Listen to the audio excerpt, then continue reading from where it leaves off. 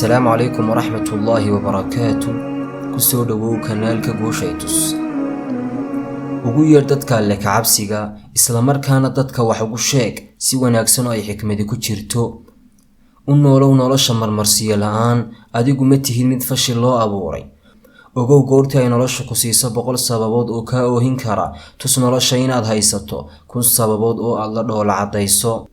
u jeclow aadamaha si aan shalayto ama qoomama lahayn. u maaray waqtiga aad haatan haysato si kalsooni leh. u waajah wixii aad soo dhaaftay qoomama la'aan. isugu diyaari mustaqbalkaaga cabsi la'aan. xajiso iimaankaaga iskana tuur baqdinta ama cabsida.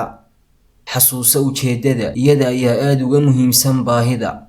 hadafkaaga adduun yuusan noqon inaad hanti kaliya urursato. hamigaaga ha ka dhigan lacagay lacag. ka shaqee horumarka dalkaaga dadkaaga iyo dantaadaba.